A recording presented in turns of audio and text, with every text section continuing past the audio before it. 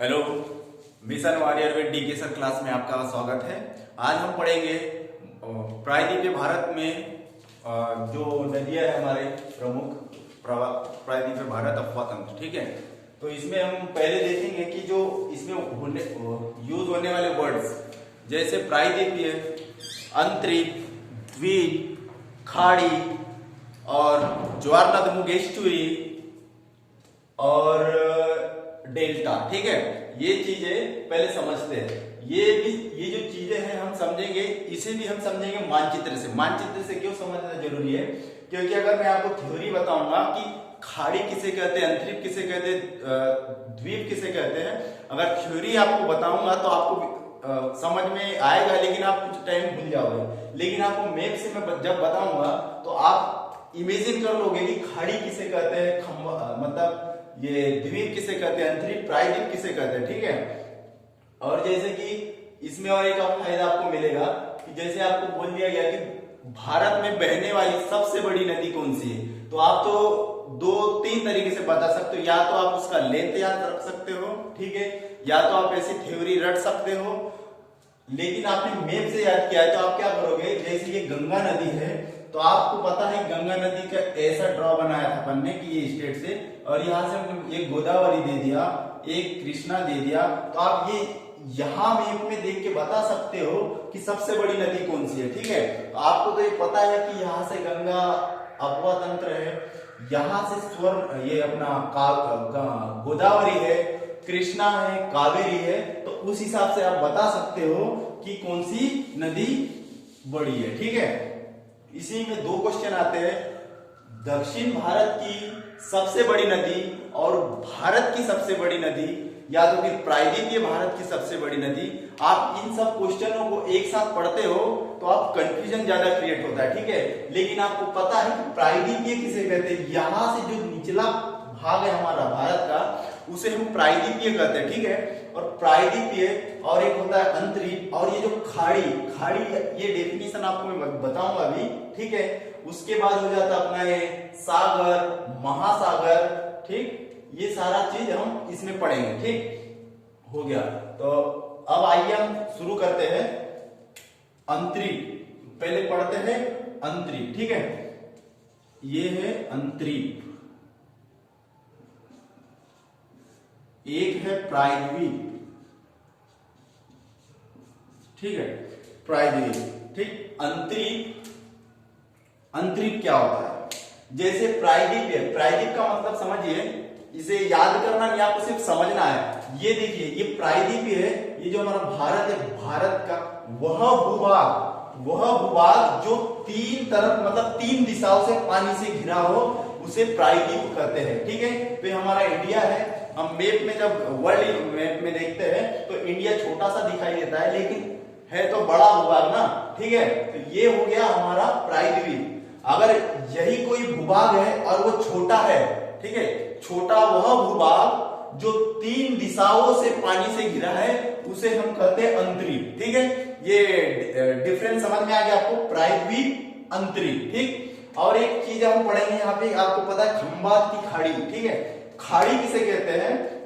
समुद्र का वह भाग जो 3 तरफ से भूभाग या भूमि से जुड़ा है। ठीक है, यहाँ पे या फिर उल्टा बोल सकते हैं इसमें कि वह भूभाग जो 3 तरफ से भूभाग है और एक तरफ से पानी या समुद्र है। ठीक है, यहाँ पे देखिए खंबात की खाड़ी कहते हैं इसे। यहाँ पे पानी एक तरफ से है, ये जो समुद्र का पानी है भूमि के ये भूभाग के अंदर गया, और 3 तरफ से भूभाग है। ठीक है, तो ये हो गया हमारा खाड़ी। तो ये आपको समझ में आ गया खाड़ी।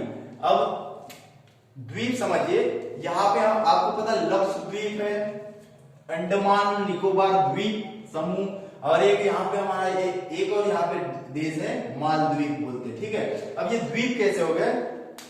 वह भूभाग या वह क्षेत्र जो चारों तरफ पानी से घिरा है उसे द्वीप कहते हैं, और वह छोटा वह क्षेत्र जो चारों तरफ पानी से घिरा है वह द्वीप, छोटा द्वीप, मतलब इसको द्वीप कहते हैं। अगर ये बड़ा क्षेत्र है, जैसे हमारे यहाँ ऑस्ट्रेलिया है, ऑस्ट्रेलिया को क्या होता है? ऑस्ट्रेलिया महाद्वीप। ठीक है, तो ये क्या है, ऑस्ट्रेलिया बड़ा क्षेत्र है इसलिए हम इसे महाद्वीप कहते हैं, ये छोटा क्षेत्र इसलिए हम इसे द्वीप कहते हैं। ठीक है, ये क्लियर हो गया। द्वीप, प्रायद्वीप, अंतरीप, महाद्वीप, खाड़ी, ये चीज इसलिए समझना जरूरी है क्योंकि हम लोग पढ़ने वाले हैं प्रायद्वीपीय नदियां। ठीक है, प्रायद्वीपीय नदियां, तो इसमें क्वेश्चन कैसे बनते हैं, इसमें देखो ये बंगाल की खाड़ी में गिरने वाली नदियां, बंगाल की खाड़ी में गिरने वाली नदियां और खंबात की खाड़ी में गिरने वाली नदियां, अरब सागर में गिरने वाली नदियां, तो इस टाइप से हम इसे पढ़ते हैं। ठीक है, अब ये बंगाल की खाड़ी ये हो गया, ये खंबात की खाड़ी, या तो क्वेश्चन ये आता है कि अरब सागर में गिरने वाली नदियां और खंबात की खाड़ी में गिरने वाली नदियां ये दोनों एक ही चीज है, तो ऑप्शन में आपको अगर अरब सागर आया तो ये खंबात की खाड़ी किसके अंतर्गत आता है, मतलब इसके अंडर में है अरब सागर में। ठीक है, तो अरब सागर के अंडर में है तो खंबात की खाड़ी, अरब सागर, ये दोनों ऑप्शन आए तो ये इसे टिक करना है। ठीक है, अब इसीलिए भी पढ़ेंगे हम क्योंकि देखिए यहां से नर्मदा निकलती कहां गिरती है, खंबात की खाड़ी में, यहां से एक नदी निकलती है गोदावरी महाराष्ट्र से, वो कहां गिरती है, बंगाल की खाड़ी में। ठीक, तो ये सारी जो नदियां जहां गिरती है या जहां मिलती है, आप इसे थ्योरी से याद करोगे तो आपको कंफ्यूजन होगा क्योंकि आप एक क्वेश्चन तो पढ़ोगे नहीं, क्योंकि आप पढ़ने बैठोगे नदियां तो ढेर सारे क्वेश्चन पढ़ोगे तो आपको ऐसे याद नहीं होगा। ठीक है, लेकिन आप इस इमेज को याद रखोगे कि यहाँ से गोदावरी हम ड्रॉ कर रहे थे, यहाँ से जा रहा था। ठीक है, तो इस टाइप पढ़ोगे तो आपको याद आ जाएगा कि यहाँ से गोदावरी इस डायरेक्शन में जा रही है और इस डायरेक्शन में क्या पड़ता है हमारा, बंगाल की खाड़ी। ठीक है, तो आप आसानी से क्वेश्चन सॉल्व कर लोगे। और मैप से पढ़ने का एक अपना फायदा है कि आपको इसी से रिलेटेड बहुत सारे क्वेश्चनों को आप आसानी से सॉल्व कर पाओगे। ठीक है, तो आपको अलग से पढ़ने की जरूरत नहीं पड़ेगी। तो हम स्टार्ट करते हैं यहां से, इस साइड से स्टार्ट करते हैं। ठीक है, इस साइड से जितने भी नदियां बहने वाली है, जो बंगाल की, यहाँ पे बांग्लादेश है, बांग्लादेश। ठीक, यहां से जितने भी ये बंगाल की खाड़ी है, जितने भी नदियां, ठीक है, बे ऑफ बंगाल, ठीक, बे ऑफ बंगाल हो गया, जितने भी नदियां यहां गिरेगी पहले ये पढ़ लेते हैं, उसके बाद खंबात की खाड़ी वाली पढ़ेंगे। ठीक है, अब देखिए यहां पे एक नदी है हुगली, हमने गंगा नदी वाले चैप्टर में पढ़ा था कि हुगली, तो यहाँ पे वेस्ट बंगाल है। ठीक, ये वेस्ट बंगाल, पश्चिम बंगाल, यहाँ पे हुगली नदी जो यहां से निकल के फिर ये बंगाल की खाड़ी में मिल जाती है, ये कौन सी, हुगली। ठीक, हुगली नदी। ठीक, हुगली नदी हो गया। अब हुगली नदी में एक पॉइंट याद कीजिए कि जो पश्चिम बंगाल की राजधानी कोलकाता है वो किस नदी के किनारे बसा है, तो ये बसा है अपना कोलकाता हुगली नदी में। ठीक है, तो ये हो गया हुगली नदी, पॉइंट लिख लीजिए। हुगली नदी कहां पर है, कौन से स्टेट में, ये पश्चिम बंगाल। ठीक, पश्चिम बंगाल। और कोलकाता है, कोलकाता या कलकत्ता, ये इस नदी पर बसा हुआ है। ठीक है,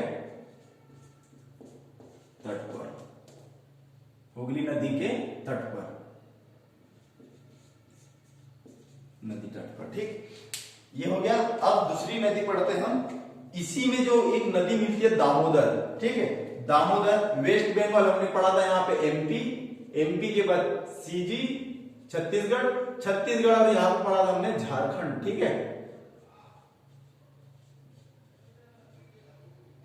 झारखंड। ठीक, ये है झारखंड। ठीक, झारखंड से यहां पे एक है छोटा नागपुर का पठार, छोटा नागपुर पठार, पुलामू एक जगह है, वहां से दामोदर नदी निकलती है और पश्चिम बंगाल के हुगली नदी में आकर मिल जाती है। कहां मिल जाती है, हुगली नदी में आकर, ये है अपना दामोदर नदी। ठीक, दामोदर। ठीक, दामोदर नदी हो गया। अब नेक्स्ट पढ़ते हैं, उसके बाद यहां पे ओडिशा, ठीक, ओडिशा है, ओडिशा नदी, ये भी झारखंड, ओडिशा बोल रहा, सॉरी, ठीक है, ओडिशा। ठीक, झारखंड से एक और नदी निकलती है, स्वर्ण रेखा नदी। ठीक, स्वर्ण रेखा नदी ये भी रांची के पठार, ठीक, रांची के पठार से निकलकर ओडिशा और वेस्ट बंगाल, ठीक, ओडिशा से होते हुए वेस्ट बंगाल में जाती है और वेस्ट बंगाल से बंगाल की खाड़ी में मिल जाती है। ये कौन सी नदी होगी? स्वर्ण रेखा नदी, इसको नाम देते हैं स्वर्ण रेखा। ये हो गया पहला दामोदर, दामोदर नदी, छोटा नागपुर पठार, छोटा नागपुर का पठार से निकलती है, हो गया। नेक्स्ट हो गया स्वर्ण रेखा, झारखंड है, ठीक है, झारखंड, झारखंड स्वर्ण रेखा ये भी झारखंड से निकलती है, झारखंड से निकलती है और ओडिशा वेस्ट बंगाल होते हुए बंगाल की खाड़ी में मिल जाती है। अब ये स्वर्ण रेखा नदी झारखंड में आपको पता है कि एक जमशेदपुर, जमशेदपुर एक सिटी है, टाटा नगर भी नाम है इसका, टाटा नगर, ये स्वर्ण रेखा नदी के तट पर बसा हुआ शहर है, ठीक है। अब उसके बाद नेक्स्ट पढ़ते हैं महानदी, महानदी, और इससे पहले पढ़ लेते हैं हम महानदी, ठीक है। महानदी के पहले ब्राह्मणी नदी है। ब्राह्मणी नदी ये भी छत्तीसगढ़ से दो नदियां मिलकर आती है, छत्तीसगढ़ से, और ये ओडिशा में राउरकेला है, राउरकेला, ओडिशा में एक राउरकेला है, वहां पर आकर एक ब्राह्मणी नदी कहलाती है, ठीक है। ये हो गया। उसके बाद ये छत्तीसगढ़ और ओडिशा से होते हुए पश्चिम बंगाल में गिर जाती है, ठीक। अब इसमें ये हो गया अपना ब्राह्मणी, ठीक। ब्राह्मणी में एक महत्वपूर्ण पॉइंट हो गया राउरकेला,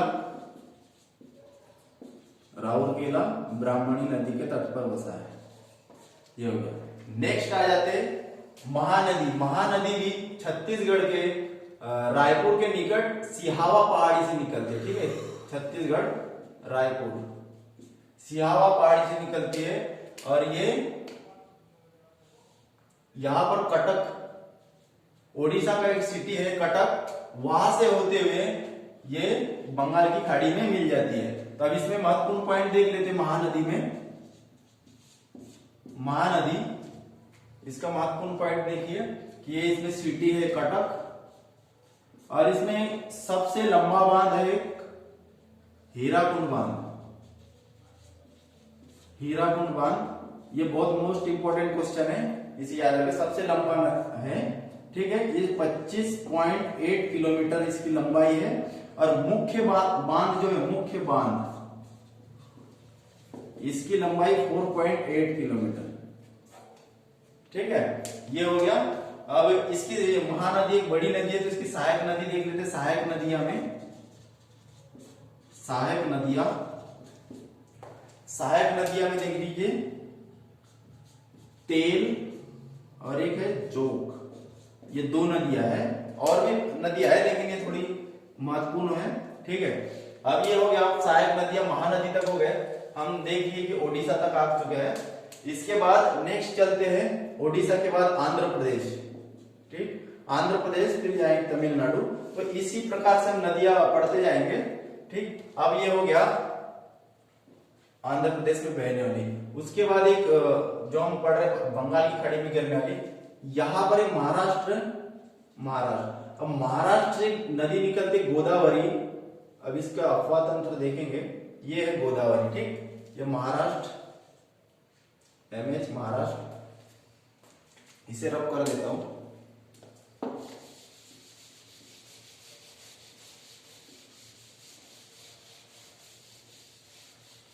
देखिए महाराष्ट्र से जो नासिक जो जिला है, शहर है यहाँ पे महाराष्ट्र में, वहां पर त्र्यंबकेश्वर एक स्थान है, वहां से निकलती है पहाड़ी से, और ये महाराष्ट्र, छत्तीसगढ़, ये सीधे तो ये मैप बनेगा तब यहां से बॉर्डर आएगा इसका, ठीक है। ये छत्तीसगढ़, तेलंगाना, आंध्र प्रदेश होते हुए बंगाल की खाड़ी में मिल जाती है, ठीक है। तो ये कितने स्टेट से होकर गुजरती है? 4 स्टेट, ठीक। गोदावरी 4 स्टेट, कौन सा है? महाराष्ट्र हो गया, सीधी छत्तीसगढ़, तेलंगाना और ये आंध्र प्रदेश, ठीक। 4 हो गए। और इसकी सहायक नदियां देख लेते हैं। गोदावरी की सहायक नदियां पूर्णा, एक पूर्णा नदी, इस साइड से देखिए प्राणहिता, नीचे लिख देता हूं प्राणहिता, उसके बाद इंद्रावती,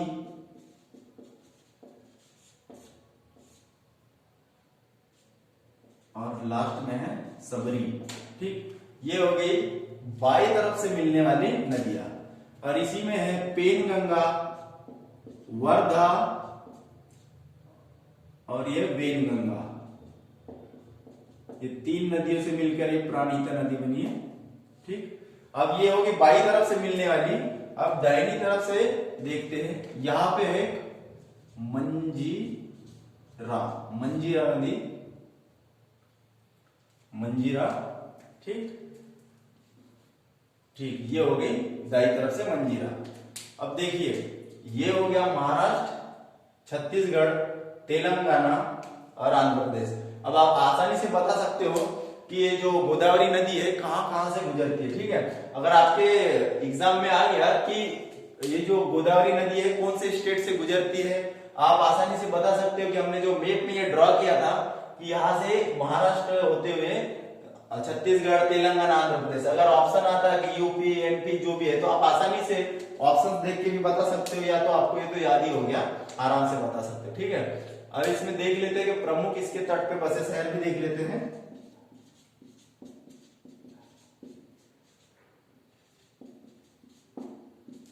पहला तो हो गया इसमें नासिक ही है, नासिक, और एक इसी में आ जाता है नांदेड़, नांदेड़ भी महाराष्ट्र में है।